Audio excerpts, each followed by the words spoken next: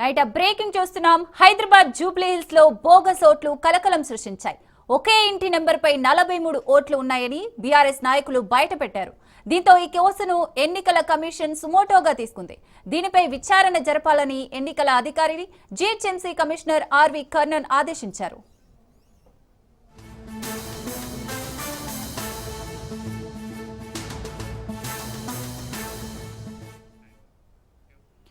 Jubilee Hills నియోజకవర్గ పరిధిలోని Yousufguda division Krishnanagar B block లో బూత్ నెంబర్ 246లోని ఓటరు జాబితాను బీఆర్ఎస్ బూత్ ఇన్ఛార్జీలు పరిశీలించారు.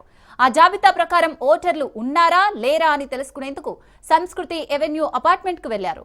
8-3-231/B/160 నెంబర్తో ఉన్న ఆ అపార్ట్మెంట్ లో నూతన ఓటర్ల జాబితా ప్రకారం మొత్తం 43 మంది ఓటర్లున్నారు. వారంతా అపార్ట్మెంట్ లో నివసిస్తున్నారా లేరా అని ఆరా తీస్తే విస్తుపోయే నిజాలు బయటపడ్డాయి. ఓటరు జాబితాలోని ఓటర్ క్రమసంఖ్య 1006 నుంచి 1048 వరకు ఉన్న 43 మందిలో ఇద్దరు తప్ప మిగిలిన వారెవరూ అక్కడ లేరని తేలింది. దీంతో సంస్కృతి ఎవెన్యూకు వచ్చిన అధికారులు ఆరా తీస్తున్నారు. నూతన నిర్మాణం కావడంతో గతంలో ఎవరైనా నివసించారా అనే కోణంలో విచారిస్తున్నారు.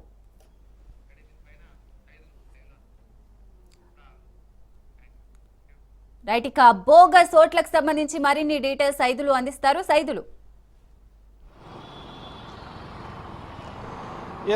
సిరిసాగర్ జూబ్లీ హిల్స్ నియోజకవర్గ ఉప ఎన్నికలో ఈ యొక్క ఓట్ల చోరీకి సంబంధించి పెద్ద ఎత్తున దుమారం రేగుతుంది. ఎందుకంటే కాంగ్రెస్ పార్టీకి కొంతమంది కింది స్థాయి అధికారులు, బూత్ లెవెల్లో ఉండే అధికారులు కుమ్మక్కయి కొందరిని దొంగ ఓట్ల సృష్టించే ప్రయత్నం చేస్తున్నారని చెప్పేసి కొద్దిసేపటి క్రితమే BRS working president KTR state election అధికారిని కలిసి కంప్లైంట్ చేశారు. మీడియాతో కూడా మాట్లాడారు. సో ముఖ్యంగా జూబ్లీ హిల్స్ నియోజకవర్గంలో 19,000 నుంచి 20,000 వరకు దొంగ ఓట్లని సృష్టించే ప్రయత్నం చేస్తున్నారు. సో ఎవరైతే ఈ విధంగా దొంగ ఓట్లు సృష్టించే ప్రయత్నం చేస్తున్నారో కింది స్థాయి అధికారులపైన చర్యలు తీసుకోవాలని ప్రధానంగా ఆయన డిమాండ్ చేస్తున్నారు. సో ముఖ్యంగా ఒకే ఇంట్లో దాదాపు 45 ఓట్లున్నాయి. అసలు ఆ వ్యక్తులు ఎవరు కూడా ఇక్కడ లేరు. కానీ ఓట్లు ఎలా వచ్చాయి అనేది బీఆర్ఎస్ పార్టీ ప్రధానంగా ప్రశ్నిస్తుంది. సో దానిలో భాగంగానే కొద్దిసేపటి క్రితమే ఈసీని కలిసి ఫిర్యాదు కూడా చేసింది. సో ఇక ఈసీ కూడా వెంటనే రంగంలోకి దిగిన తర్వాత అసలు ఒకే ఇంట్లో 45 ఓట్లు ఎలా ఉన్నాయి, అసలు ఎవరు ఇల్లు ఉన్నారా లేరా అనేది విచారణ చేపట్టింది. సో దానిలో భాగంగా వెంటనే కింది స్థాయి బూత్ లెవెల్ స్థాయి అధికారులందరూ కూడా ఈ యొక్క ఏరియాకి వెళ్ళి జూబ్లీ హిల్స్ నియోజకవర్గంలో ఉన్నటువంటి ముఖ్యంగా ఒక ఏరియాకి వెళ్ళి అక్కడ డివిజన్ కృష్ణానగర్ డివిజన్లో బి బ్లాక్ ముఖ్యంగా బూత్ నెంబర్ 246 జాబితా. సో ఈ యొక్క గందరగోళం పైన అక్కడ సంస్కృతి అవెన్యూ అంటే అక్కడ అపార్ట్మెంట్ ఉంటుంది. సో ఇప్పుడు కొత్తగా నిర్మిస్తున్నారు. సో గతంలో మరి అక్కడ ఏమన్నా పాత ఇల్లు ఉందా, ఆ పాత ఇంట్లో రెంట్కుండే వాళ్ళందరూ కూడా అక్కడ ఓట్లు నమోదు చేసుకున్నారా, వారేనా వీరందరూ కూడా అని చెప్పేసి కూడా విచారణ ప్రస్తుతమైతే అధికారులు చేపడుతున్నారు. సో ప్రస్తుతమైతే అక్కడ సంస్కృతి అవెన్యూ అపార్ట్మెంట్ ఉంది కాబట్టి సో అక్కడ ఎవరు లేనట్టుగా కూడా గుర్తించారు. మరి లేనప్పుడు ఈ ఓట్లు ఎలా వచ్చాయనేది కూడా ఇక్కడ ప్రశ్న. కాబట్టి ఖచ్చితంగా ఆ ఓట్లను తొలగించే అవకాశం అయితే కనిపిస్తుంది.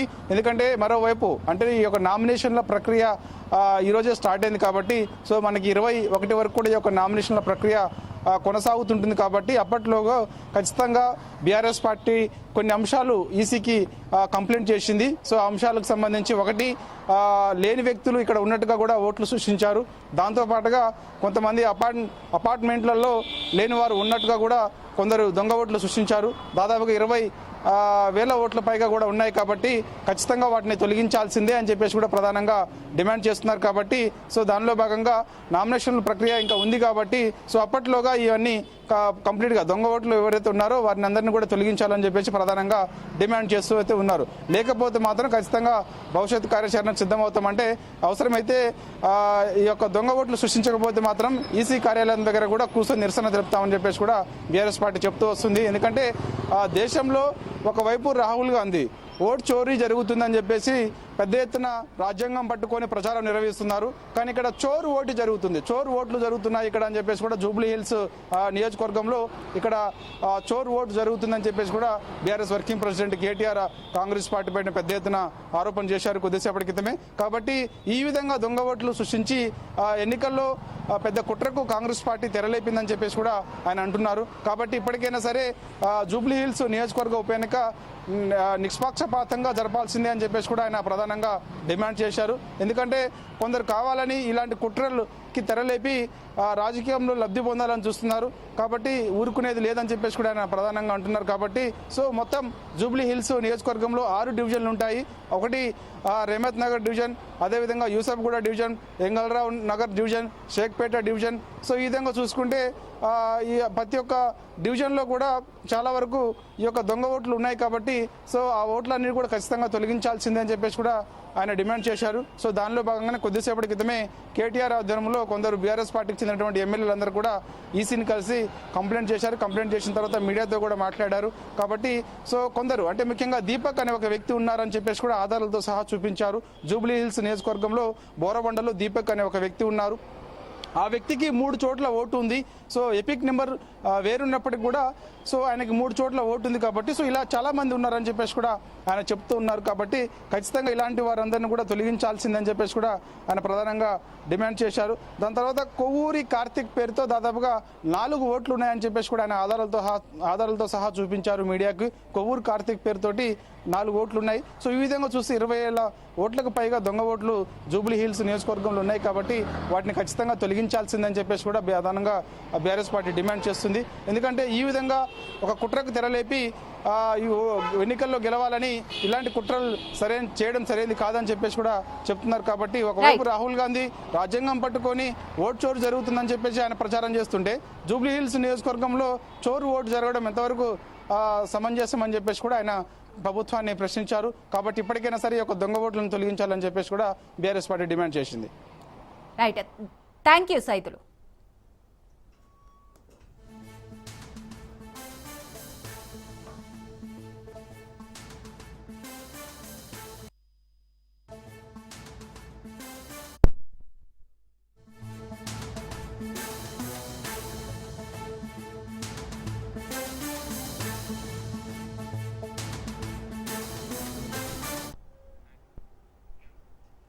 రైట్, మరొక బ్రేకింగ్ చూస్తున్నాం. మంత్రులు కొండా సురేఖ, సీతక్కతో విభేదాలపై మరో మంత్రి పొంగులేటి శ్రీనివాసరెడ్డి కీలక వ్యాఖ్యలు చేశారు.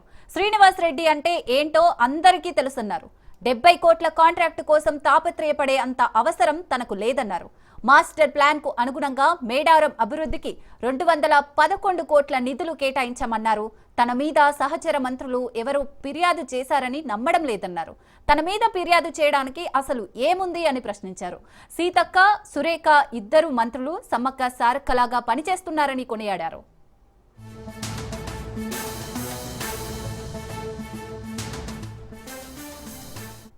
మా అంతా కేబినెట్ మంత్రులు ప్రత్యేకమైన కార్యక్రమాలు, ప్రత్యేకమైన ఆలోచనలు. ఒక్కొక్క మంత్రులు ఒక్కొక్క రోజు ఖాళీ ఉంటుంది, ఖాళీ ఉండదు. అదేమి ఇది సింగిల్ కాదు, ఇది ఎండు కాదు.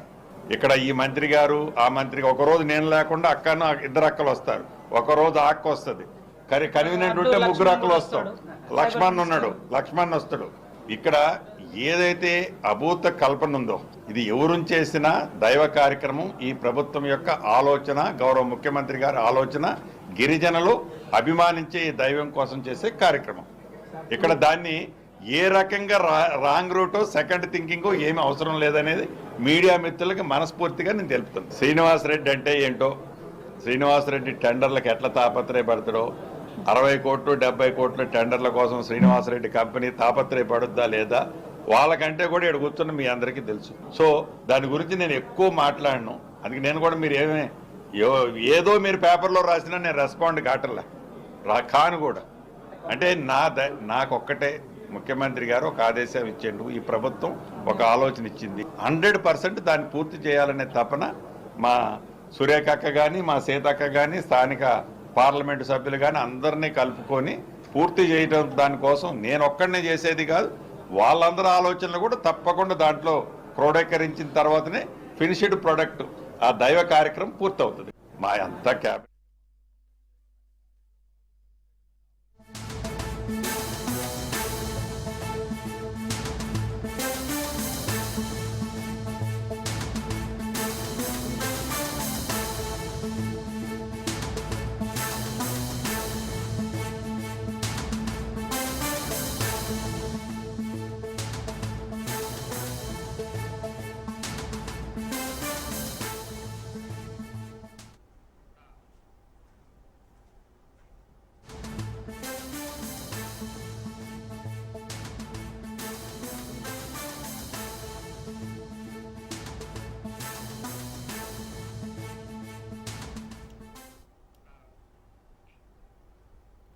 శ్రీకాళహస్తి జనసేన మాజీ ఇన్ఛార్జ్ ఆ పార్టీ బహిష్కృత నేత వినుతా కోట అనూహ్యంగా తెర మీదకు వచ్చారు.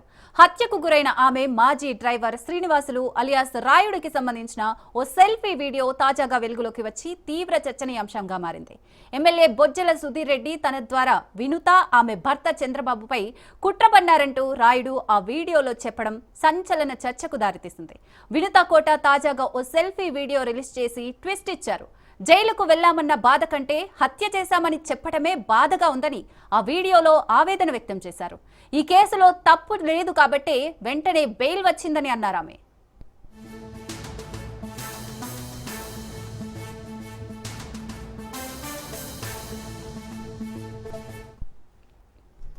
నేను మీ వినుతా కోట, తెలుగింటి ఆడబిడ్డగా మీడియా ద్వారా రాష్ట్ర ప్రజానికానికి, శ్రీకాళహస్తి నియోజకవర్గ ప్రజలకు, నాతో పనిచేసిన మా జన సైనికులకు కొన్ని విషయాలు తెలియజేయడానికి మీ ముందుకు వీడియో ద్వారా వస్తున్నాను. మనసు నిండా పుట్టెడు బాధతో మీ ముందుకు వచ్చాను. మేము చేయని తప్పుకి మేము జైలుకు వెళ్ళినందుకు కూడా నాకు బాధ లేదు, కానీ మేము చంపాము అని మీడియా ఛానల్లో ప్రచారం చేయడం నాకు చాలా చాలా చాలా బాధ వేసింది. అతని చావులో మా ప్రమేయం లేదని గౌరవ కోర్టు భావించింది కాబట్టే నాకు 19 రోజుల్లో బెయిల్ వచ్చింది. సబ్సిక్వెంట్లీ 1 నెలలో మా అందరికీ బెయిల్ వచ్చింది. మేము ఫారెన్లో లక్షల జీతాలు వదులుకొని రాజకీయాల్లోకి వచ్చింది ప్రజలకు సేవ చేయడానికి, కానీ మనుషుల ప్రాణాలను తీయడానికైతే కాదు. అలాంటి మనస్తత్వం మాది కాదు. ఈ కేసులో మాకు ఎలాంటి సంబంధం లేదని గౌరవ కోర్టులో మేము నిరూపించుకొని క్లీన్ చీట్తో తప్పకుండా ఈ కేసు నుండి బయటకు వస్తాం. ఈ కేసు మనసు నిండా పుట్టేడు బాధ ఉంది. చెయ్యని తప్పుకు జైలుకు వెళ్లిన బాధ లేకపోయినా మేము చంపామని ప్రచారం చేయడం చాలా బాధ కలిగిస్తోంది. రాయుడి చావుతో మా ప్రమేయం లేదని కోర్టు భావించింది కాబట్టే 19 రోజుల్లో బెయిల్ ఇచ్చింది. నెల రోజుల్లోనే కేసులలో ఉన్న వారందరికీ బెయిల్ వచ్చింది. విదేశాల్లో లక్షల జీతాలు వదులుకొని రాజకీయాల్లోకి వచ్చింది ప్రజలకు సేవ చేయడానికే తప్ప మనుషుల ప్రాణాలను తీసేందుకు కాదు. అలాంటి మనస్తత్వం మాది కాదు అన్నారు.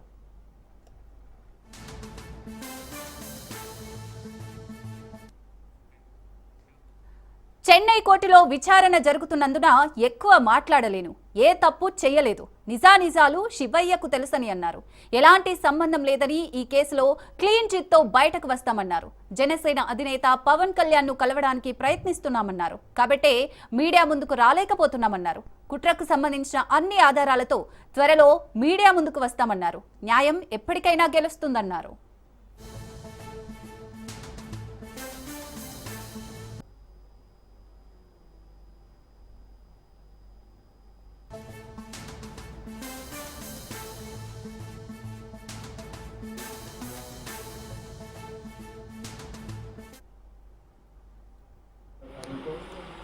ఇంట్లో ఎవరు లేరు. మేడం ఒకటి సోఫాలో కూర్చుంటే నేను అది బాగా అనిపించింది. కూర్చొని నా ఫోన్ బ్యాక్గ్రౌండ్ వీడియో రికార్డ్ అని అప్పుడు వీడియో ఆన్ చేసుకొని 2 నిమిషాల మధ్యలో వీడియో పెట్టేలోపల నా ఫోన్కి వాట్సాప్లో ఏదో మెసేజ్ వచ్చింది. మెసేజ్ వచ్చేలోపల అది సౌండ్ వచ్చి మేడం అక్క తీసుకొని చదివిస్తాను అని చెప్పి తన టైంలో వీడియో చేసి ఫోన్లో వీడియో చేశాను. నాకు భయం వేసి నేను సునీతకి ఫోన్ చేశాను. దాంతో వీడియో తీస్తూ ఉంది. నేను దొరుకుతున్నాను, ఏం చేయాలి ఇప్పుడు అని చెప్తే నువ్వేమని చెప్పావు అని అడిగాడు. నేనేం చెప్పలేదు, నానేం అడగలేదు, అయితే ఏం చెప్పాడు, నాకు భయంగా ఉన్నది అని చెప్పాను. చెప్పిన తర్వాత మా అమ్మేం చెప్తే బాగుండదు, నాకు ఆల్రెడీ ముందే చెప్పాను కదా, మీకు ఇంకంతా మాకు తెలుసు, అది మేము చెప్పేస్తాను, దీని వెనకాల ఎమ్మెల్యే ఉన్నాడు, లేకపోతే నేనున్నాను, మా మీద చెప్తూ ఉంటే బాగుండదు అని చెప్పేసి మీ సౌండ్ కావాలని వాళ్ళ ఫోన్ కట్టి ఆ రోజు ఎమ్మెల్యే కూడా మెసేజ్ పెట్టాను. మాతో వీడియో తీస్తూ ఉండే దొరికిపోయినాను సార్.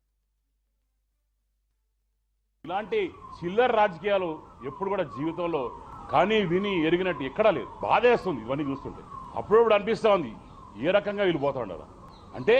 మర్డర్ చేసేసి రెడ్ హ్యాండెడ్ సీసీటీవీలో దొరికిపోయి చెన్నై ఎస్పీ గారు వచ్చి ఓపెన్ గా చెప్పిన తర్వాత వీళ్ళు ఇంకా కూడా బయట వచ్చి సెల్ఫీ వీడియో ఆమె చూశాను నేను. నాకేం సంబంధం లేదు కాబట్టి నాకు బెయిల్ వచ్చింది. మర్డర్ చేసిన వాళ్ళు ఎవరికన్నా బెయిల్ వస్తుంది, దాని తర్వాత ఎంక్వైరీ జరుగుతుంది, దాని తర్వాత శిక్ష పడుతుంది. బెయిల్ వచ్చినంత మాత్రాన వీళ్ళు మర్డర్ చేసిన కాదు కదా. రెడ్ హ్యాండెడ్ దొరికిపోయి ఒప్పుకున్న తర్వాత ఈ రోజు సెల్ఫీ వీడియోలు పెట్టడం ఏంటండి? అలానే నేను ఒకటే ఇంకోటి కోరుకుంటున్నాను, స్ట్రిక్ట్ గా దీన్ని దర్యాప్తు చేయాలా. నేను దేనికైనా సిద్ధంగా ఉన్నాను, ఏ ఎంక్వైరీకైనా సిద్ధంగా ఉన్నాను. ఎక్కడ రమ్మంటే అక్కడికి వచ్చి మాట్లాడతాను. డెఫినెట్ గా దీని మీద చర్యలు తీసుకోవాలా. డెఫినెట్ గా ఎవరైతే ఎస్పీ గారు ఉన్నారో మేము కూడా కంప్లైంట్ ఇస్తాం. ఇది ఎంత మాత్రం కరెక్ట్ గా ఉంది వీడియో అని చెప్పి కనుక్కుంటాం. అలానే నేను మా ఎస్పీ గారు కూడా మాట్లాడడం జరిగింది. నేను పర్సనల్ చెప్పడం జరిగింది. మీకు గుర్తుండొచ్చు, ఆయన చనిపోయిన రోజు మాడిన తర్వాత నేను ఇప్పటివరకు ఏ రోజు మాట్లాడలేదు. అది డెఫినెట్ గా చూస్తే నిజంగానే అది నమ్మేటట్టు కూడా లేదు. ఏ రకంగా వాళ్ళు బుడలు తల్లుతా ఉన్నారు. ఈ వీడియో ఒకవేళ నిజమైతే చంపే ముందర అతన్ని ఏమేమి టార్చర్ పెట్టినారో అనేది ఒకసారి అందరూ ఆలోచించారు.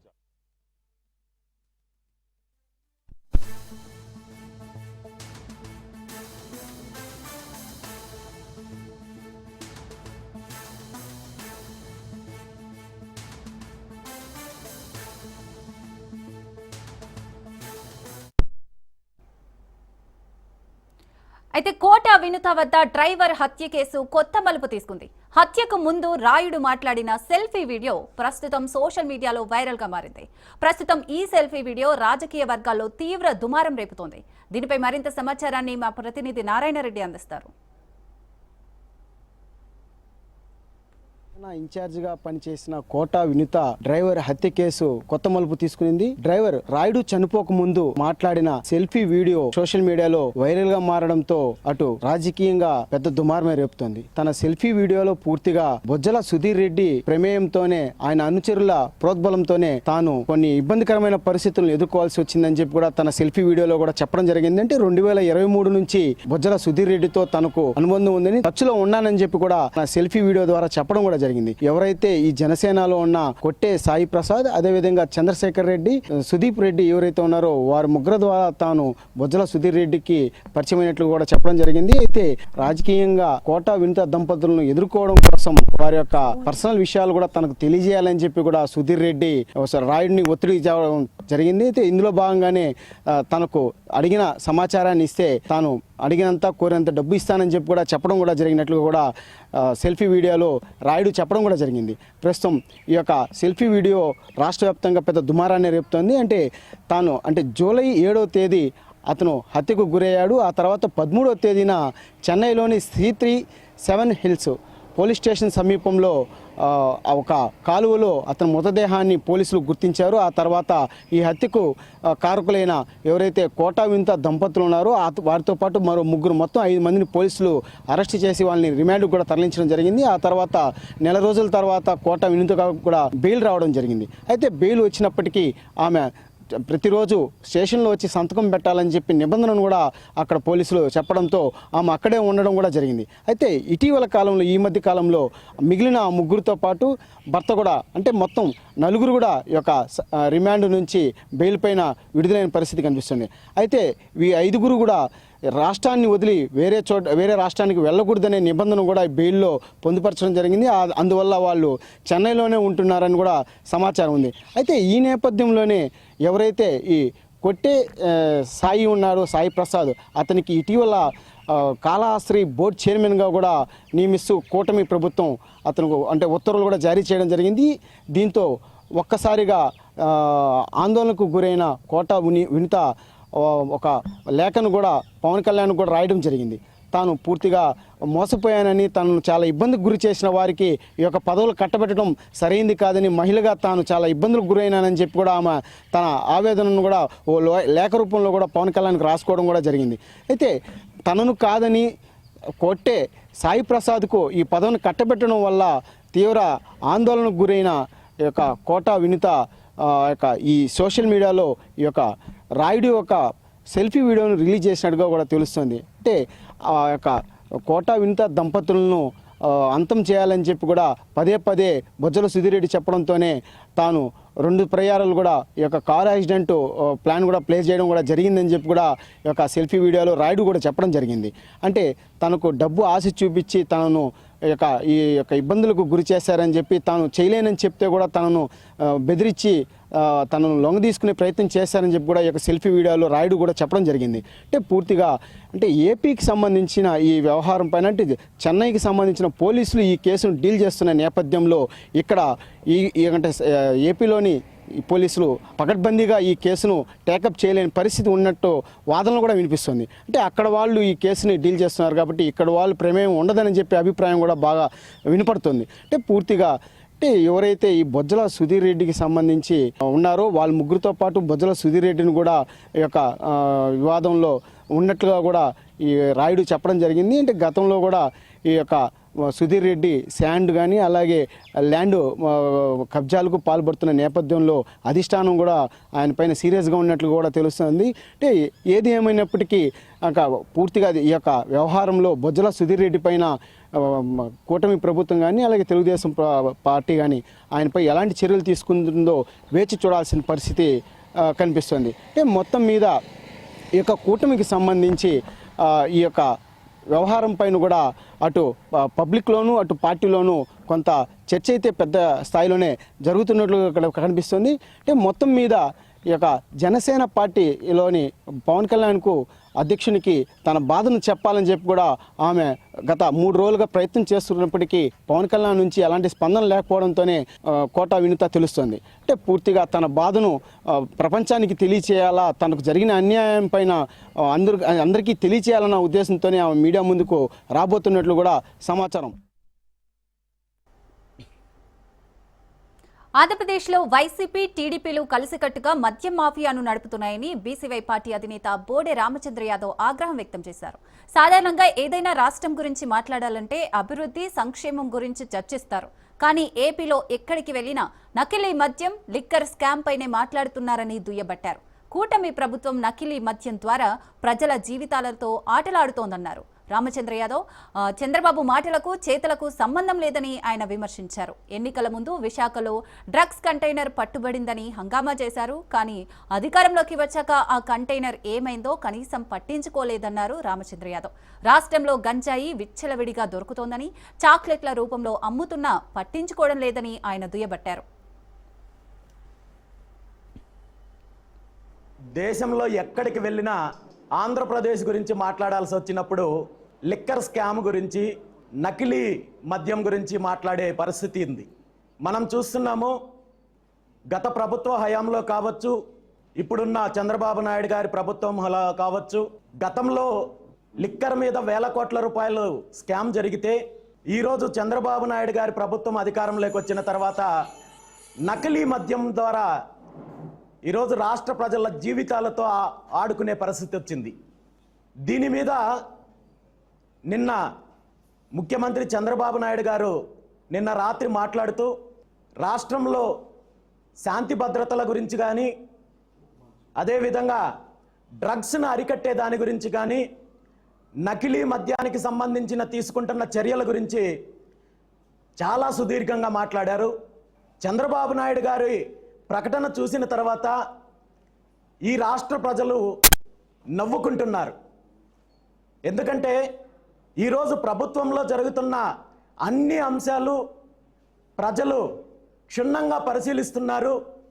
మీరిచ్చే ప్రకటనలకు కానీ, ప్రభుత్వం తీసుకుంటున్న చర్యలకు కానీ ఎక్కడా సంబంధం లేదు అనే విషయం ఈరోజు రాష్ట్ర ప్రజలందరూ గుర్తిస్తున్నారు.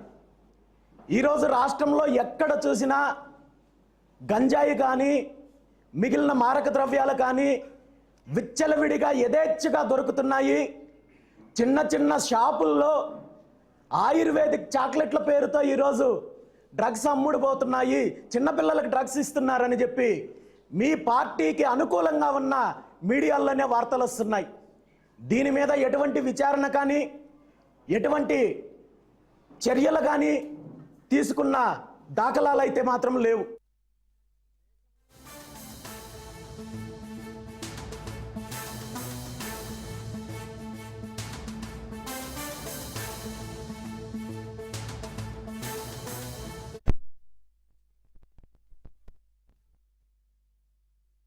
వెలుగులోకి వస్తున్నాయి. నిందితుడు జనార్దన్ రావు కీలక విషయాలు బయటపెట్టాడు. వైసీపీ పాలనలో జోగి రమేష్ ఆధ్వర్యంలోనే నకిలీ మద్యం తయారు చేసినట్టు అంగీకరించాడు జనార్దన్ రావు. రాష్ట్రంలో కూటమి ప్రభుత్వం రాగానే నిఘా పెరగడంతో నకిలీ మద్యం వ్యాపారం ఆపేశామని తెలిపాడు జనార్దన్ రావు. ఈ ఏడాది ఏప్రిల్లో జోగి రమేష్ మళ్లీ తనకు కాల్ చేసి నకిలీ మద్యం తయారు చేయాలని చెప్పారన్నారు జనార్దన్ రావు. కూటమి ప్రభుత్వాన్ని భ్రష్టు పట్టించడానికి మళ్లీ నకిలీ మద్యం తయారు చేయాలని జోగి రమేష్ చెప్పినట్లు వివరించాడు. ఇబ్రహీంపట్నంలో పెట్టాలనుకున్నా కానీ జోగి రమేష్ ఆదేశాలతో తంబళ్లపల్లెలో నకిలీ లిక్కర్ తయారీ మొదలుపెట్టామన్న జనార్దన్ రావు చంద్రబాబు సర్కార్పై బురద చల్లొచ్చని జోగి రమేష్ చెప్పారన్నారు.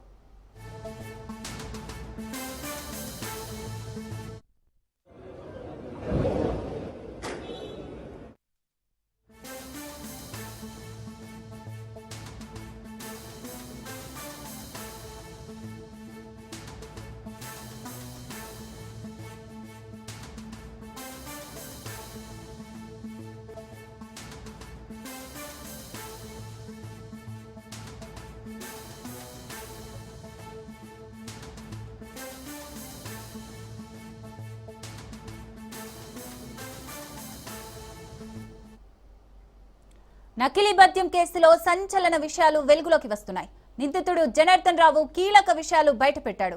వైసీపీ పాలనలో జోగి రమేష్ ఆధ్వర్యంలోనే నకిలీ మద్యం తయారు చేసినట్లు అంగీకరించారు జనార్దన్ రావు. రాష్ట్రంలో కూటమి ప్రభుత్వం రాగానే నిఘా పెరగడంతో నకిలీ మద్యం వ్యాపారం ఆపేశామని తెలిపాడు జనార్దన్ రావు. ఈ ఏడాది ఏప్రిల్లో జోగి రమేష్ మళ్లీ తనకు కాల్ చేసి నకిలీ మద్యం తయారు చేయాలని చెప్పారన్నారు జనార్దన్ రావు. కూటమి ప్రభుత్వాన్ని భ్రష్టు పట్టించడానికి మళ్లీ నకిలీ మద్యం తయారు చేయాలని జోగి రమేష్ చెప్పినట్లు వివరించారు. ఇబ్రహీంపట్నంలో పెట్టాలనుకున్నా కానీ జోగి రమేష్ ఆదేశాలతో తంబళ్లపల్లెలో నకిలీ లిక్కర్ తయారీ మొదలుపెట్టామన్న జనార్దన్ రావు చంద్రబాబు సర్కార్పై బురద చల్లొచ్చని జోగి రమేష్ చెప్పారన్నారు.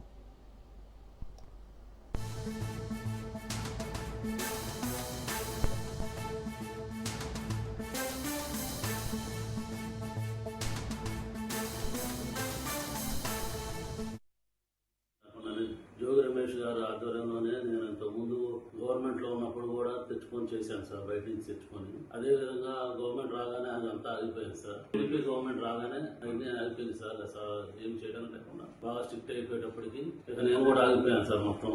ఆ తర్వాత మన ఏప్రిల్లో 2025 ఆ టైంలో మళ్ళీ జోగి రమేష్ గారు నన్ను కాంటాక్ట్ చేసి మాట్లాడదామంటే నేను వాళ్ళ తమ్ముడు ద్వారా మాట్లాడాను సార్. టీడీపీ గవర్నమెంట్ మీద ఏదో రకంగా మనం బురద చల్లాలి, వాళ్ళు బ్యాడ్ చేయాలి, మనకి అప్పుడు మైలేజ్ ఎక్కువ ఉంటుంది, నువ్వు ఇంతకుముందు చేసేవాడు కదా, చేశారు కదా, వాళ్ళందరినీ మళ్ళీ పిలిచి జైల్లో పెట్టన్నారు సార్. నేను ఇబ్రహీంపట్నం అనుకున్నాను సార్. తర్వాత నేను మా క్లాస్మేట్ జయచంద్ర రెడ్డి తమ్ముడిపల్లి అని తెలిసేటప్పటికి చిత్తూరు జిల్లా, ఉమ్మడి చిత్తూరు జిల్లా వచ్చింది కాబట్టి ముందు అక్కడ ప్లాన్ చేద్దాం, చంద్రబాబు గారిని బ్యాన్ చేయడానికి అక్కడ చేద్దాము.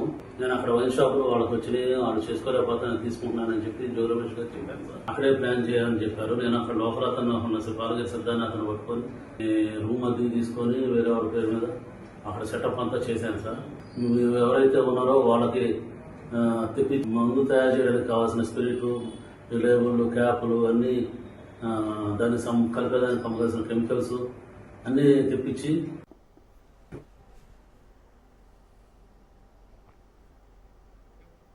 ఢిల్లీలో ఏఐసీసీ అధ్యక్షులు మల్లికార్జున ఖర్గేని టీపీసీసీ అధ్యక్షులు మహేష్ కుమార్ గౌడ్ పరామర్శించారు. ఇటీవల మల్లికార్జున ఖర్గేకి ఫేస్ మేకర్ వేశారు వైద్యులు. ఈ సందర్భంగా ఆయనను కలిసి ఆరోగ్య పరిస్థితిని అడిగి తెలుసుకున్నారు.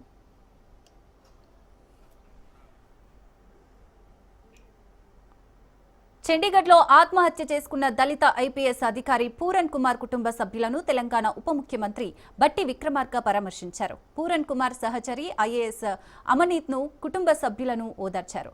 పూరన్ కుమార్ ఆత్మహత్యకు దారితీసిన పరిస్థితులను అడిగి తెలుసుకున్నారు. తెలంగాణ ప్రభుత్వం పూరన్ కుమార్ కుటుంబానికి అండగా ఉంటుందని డిప్యూటీ సీఎం హామీ ఇచ్చారు.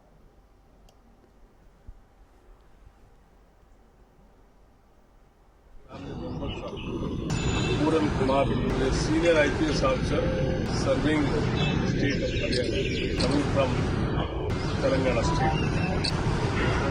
See, Puran Kumar ji, who is an additional DG rank.